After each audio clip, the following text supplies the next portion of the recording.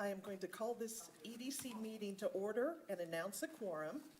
This is the Economic Development Corporation, January 16th at 6 p.m. Do we have any public comments? None. Okay. Regular items. 1, consider approval of the November 20th, 2024 EDC Corporation regular meeting minutes. I make a motion to approve the minutes. Second. All in favor? Motion passes.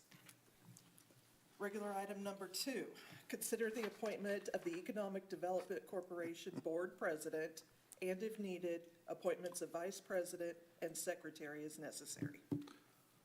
Very good. I'll just give kind of a real quick overview, and then you can kind of jump into voting. So we did this not too long ago, so you remember maybe a little bit of the process, but we did have a resignation on the board, so we do have a spot that is to be filled here on the Economic Development Corporation. Just so happened that member was also our president, so it's time for us to go ahead and with that vacancy now to be able to refill the president position. We also put on the agenda that if needed, appointments to either vice president and or secretary could be conducted as well, since shifting of seats may happen during this time on that. So as we kind of did last time for this, the process really for going in and nominating someone is that someone just makes a motion to nominate someone with that, and you can nominate yourselves. That's just fine for positions. So you go ahead and make a nomination. That nomination would then need to be seconded by someone else, okay? So that would kind of put that person in the queue, all right, for a voting. If anyone else wants to then offer a nomination, right? So just because someone's been nominated doesn't mean that's the last name that can be nominated for it. Then a second person would go ahead and nominate someone. There does need to be a second for that. So once someone seconds that motion, then that would put that person in the queue as well. Then once all the nominations are done, then we'll go ahead and vote in the order of nomination. So whoever was nominated first will then be the first person that's voted on. Then the person that, and the goal here is to get to a majority vote of the board of the board of officers here. There are 5 members here today, so we are trying to get to 3 votes for that person. All right, so once someone receives 3 votes, then the voting stops, right? So if the first person only receives 2 votes, then voting would go on to the second name. Gotcha. For that, and it would just keep moving, okay? And then if you get to the end of that one and you both, and it's still no, it's still no 3 votes, then Arm you can wrestle. call for new, arm wrestle, or call for new nominations, or, table it to the next meeting, whatever you'd like to do, right, for that process. But once you go ahead and take that process over, then we'll go ahead and jump into whether or not we need to exercise appointments of any other positions. Okay, so I'll just kind of turn it over to the board here for the appointments and nominations for I'm president. going to nominate Terry for president.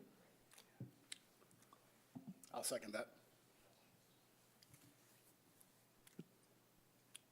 Okay. And board president, I'll kind of, or vice president, I'll go ahead and turn it over to you for calling for other nominations. And so, Okay. are there any other nominations? Are there any other nominations For president. for president? Correct.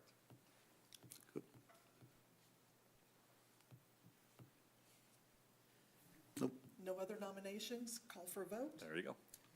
All in favor? Aye. Motion passes. There you go. Okay, very good. I'm going to nominate James as vice president. Can I gracefully bow out? and I only say You that actually 'cause- can, yeah, you can say, I would prefer not to have the nomination. Doesn't mean that that doesn't say that they can't vote for you. Yeah, and honestly, I have too much kid stuff. I almost missed this meeting because I was carpool today. I just remembered, so, would hate to take on the responsibility and end up missing meetings, so. I appreciate that, Joe. Thank you. James. But nominate you? James. You sure?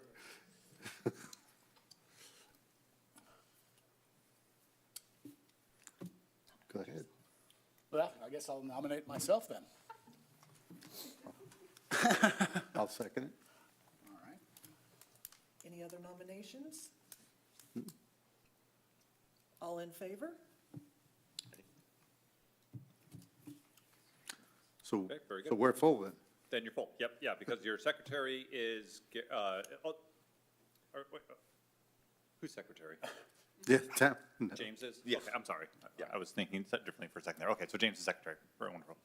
All right, so you have all your positions full now. Good. Yay. Thank you. Regular items number 3, discuss updates from the small area plan meetings held on January 14th, 2025. So I'm going to defer to Brandon or Tamara, either one, because we had what I think was an excellent meeting on this past Tuesday. Yes, And- definitely. I'll hand it over to you then, Tamara. All right. Thanks. Good evening, EDC Board. So I'm going to switch it to our project schedule. So currently with the small area plan, we are in the envision phase. We completed the community engagement section in November. And we are now in the plan scenarios. So we took a break in December, and we didn't do any meetings. And so we met back here on Tuesday of this week to go over our plan scenarios when there will be provided to us. And McAdams stated that by the end of this month, so around January 28th, it will go to our small area plan committee to be reviewed. And that's why we have 2 meetings for the EDC in February. So we picked February 13th. That will be a specific meeting for our small area plan. So that one will go over the plan scenarios before it goes to council for our work session. So you'll be able to provide your input on what they have provided to us. They're going to give us 2 options to look at. You'll take a look first, and then you'll have the opportunity. McAdams will be here to present to you, let you know kind of why they came up with these scenarios, a little bit of the engagement part, and what they took from the engagement and put into the scenarios. And so then you'll be able to give your feedback. We're aiming for February 24th to present those scenarios to council in a work session. And then we will come back to EDC on the 27th.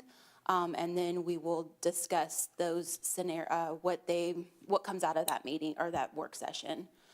Then we're looking further on to provide these scenarios to the park board to give some input. And then we will do a marketing campaign to provide the scenarios before they're completed to the community to kind of give an overview of what's going on. So that's kind of what the next steps are for the small area plan. And so we hope that you can come back February 13th to provide your input. We don't have anything right now as far as kind of the direction in which they're going or anything until around January 28th. So. I'm going to suggest that, seeing that we had the resignation, I'm going to suggest that somebody else from this board attend the Tuesday meetings with me, because I kind of feel I I'm was the actually only, just gonna. I'm the only volunteer EDC person on, Yeah, yeah, on yeah. those meetings. that. I would love to do that, actually. Good. So, yeah, so I'll plan to do that. And I can bring you up to speed, Be you know, great. prior to the next, I think the next meeting is in 2 weeks. On the 28th, yes. And then I will give your information, I'll CC you on it, to McAdams to add you to that list. Okay, great, thanks. And those are Zooms Okay. or Okay. Teams meetings. Okay, which- perfect. So we don't have to, Yeah, and maybe if it's all right, I'll give you maybe just a Cliff Notes version of some of the summary results that we've had so far from the public input that we've had in the process. So first of all, we put out a survey. We had 595 responses to that survey, which is a tremendous, amount. It's a little over about almost 3.5% of our population here in the community. So that's a wonderful response rate. In that process, when we asked kind of residents what were some of the guiding principles that should be kind of developed into this, the one that kind of stuck with them most was this idea of thoughtful and integrated development was kind of the principle that stuck the most.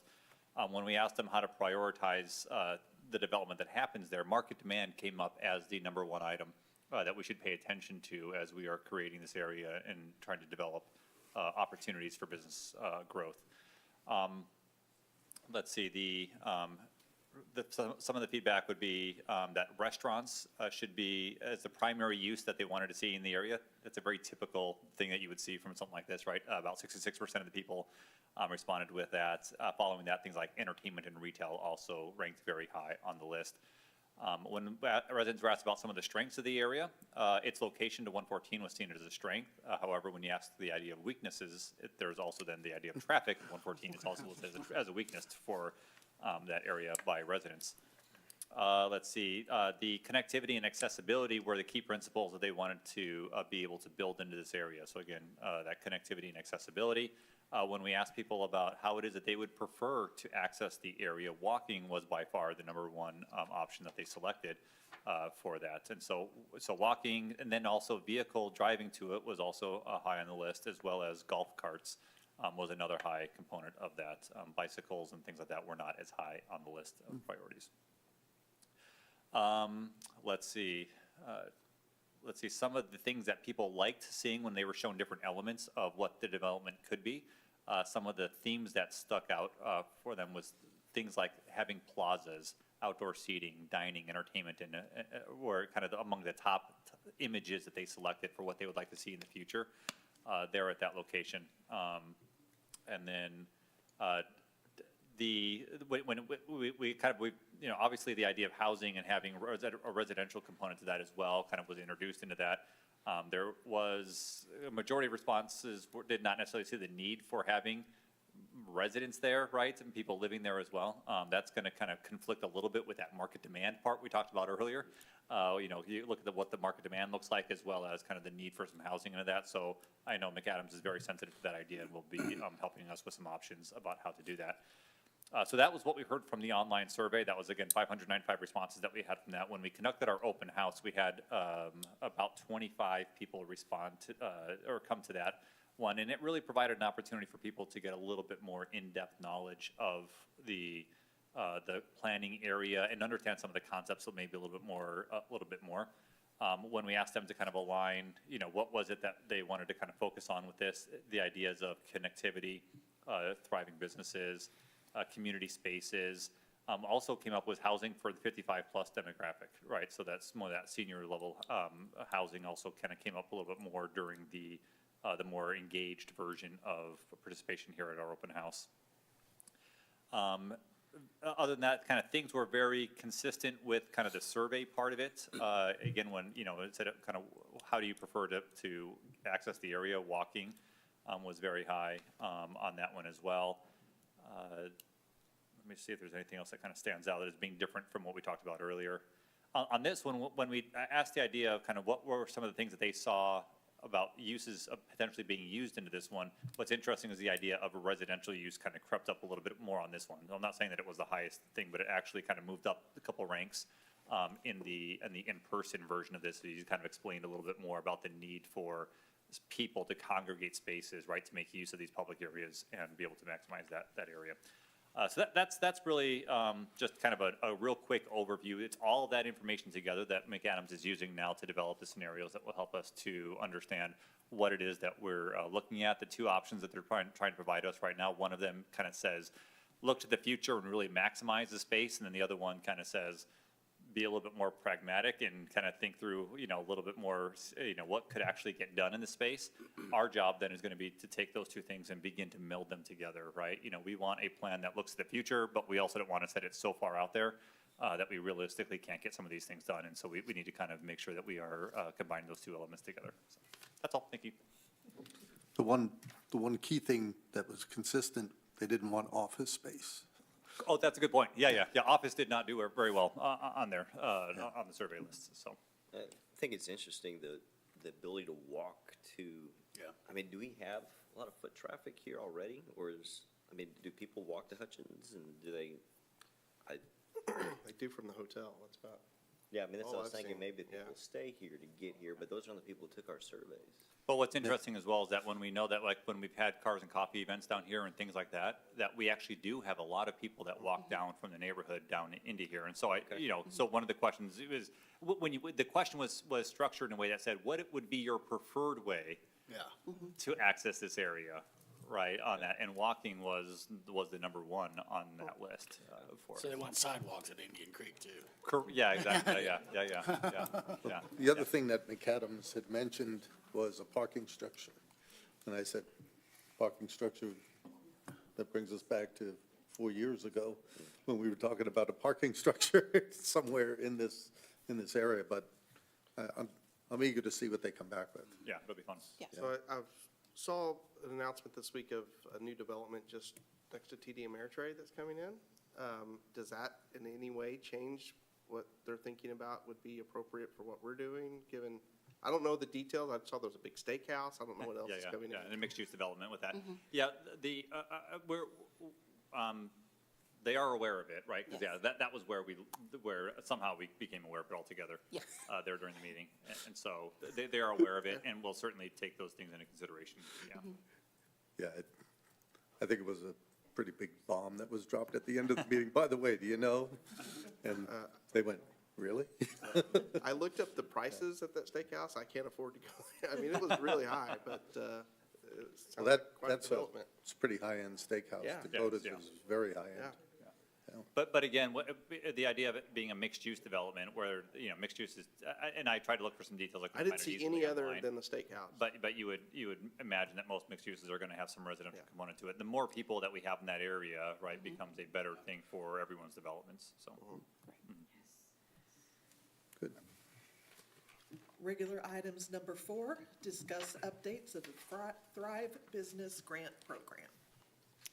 All right. Oh, sorry. Okay, so good news, all of the performance agreements have been sent out to the businesses. As you know, December 9th, Town Council approved the 7 projects and the 6 businesses that the EDC also approved back in November. The performance agreements did go out at the end of December with a January 10th due date. All but one business have provided their performance agreement. So I have that here tonight for the secretary to sign off on. Once it's been signed off on, we'll give it to the town manager to do a final review and signature before we send it back to the businesses. They have 6 months from when it was approved, so December 9th, so they have to at least get the project started by June 9th. Most of the ones, the businesses that we approved are equipment or small projects, and so a lot of them have been in conversation with me that they will start almost immediately once they get the performance agreement. After that, once they've completed it, the town will go out for an inspection. Periodically, I will be giving them a call, going out there, talking with them about their project, and then providing updates for you. They know that after the project is done and after it's been signed off on, that it's been completed the way that it's was presented to EDC and Town Council, then they can provide receipts, and that's when they'll be reimbursed. So with that, the next item on the Thrive Business Grant is to do a cycle 2.